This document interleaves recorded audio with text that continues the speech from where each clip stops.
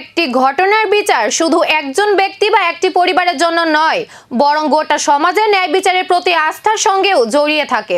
আর সেই আস্থা অটুট রাখতে শান্তিনিকেতনের ঘটনায় সুষ্ঠু, নিরপেক্ষ ও দ্রুত তদন্তের দাবিতে সরব হয়েছে AIMSS।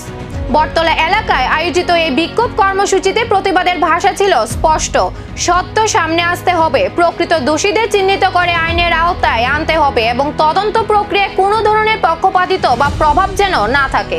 সংগঠনের সদস্য ও সমর্থকদের হাতে প্লেকার্ড, মুখে স্লোগান আর একটাই দাবি, স্বচ্ছ তদন্ত ও ন্যায় বিচার।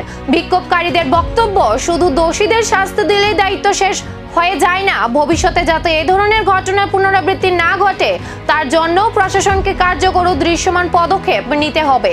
কারণ একটি ঘটনার সঠিক বিচার শুধু একটি মামলার নিষ্পত্তি নয়, সমাজে আইনের শাসনের প্রতি মানুষের বিশ্বাস আরও দৃঢ় করে। আগরতলা শান্তিনিকেতন মেডিকেল কলেজে মনীষা দাসের যে মৃত্যু ঘটেছে কর্মরত অবস্থায়, এই মনীষা দাসের মৃত্যু যে বিচার বিভাগীয় তদন্ত করে দোষীকে শনাক্ত করে কঠোর শাস্তি দিতে হবে, এই আমাদের দাবি। আমরা অল ইন্ডিয়া মহিলা সাংস্কৃতিক সংগঠন, অল ইন্ডিয়া ডিএসও এবং অল ইন্ডিয়া ডিওআইও যৌথ উদ্যোগে আমরা এখানে আজকে একটা বিক্ষোভ সভার আয়োজন করেছি। এই বিক্ষোভ সভা থেকে আমরা দাবি তুলছি যে এই বিচার বিভাগ তদন্ত করে কঠোর শাস্তি দিতে হবে এবং মদ, মাদকদ্রব্য, নেশা সামগ্রী জিনিস বন্ধ করতে হবে এবং নেট দুনিয়ায় যে অশ্লীল প্রচার প্রদর্শনী হচ্ছে এগুলি বন্ধ করতে হবে।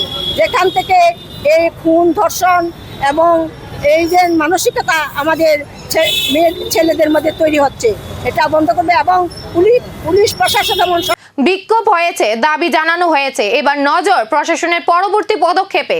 তদন্তের অগ্রগতিতে সামনে আসে কোন নতুন তথ্য, আর সেই তথ্য কোন দিকে নিয়ে যায় গোটা ঘটনাকে, সেটাই এখন সবচেয়ে বড় প্রশ্ন।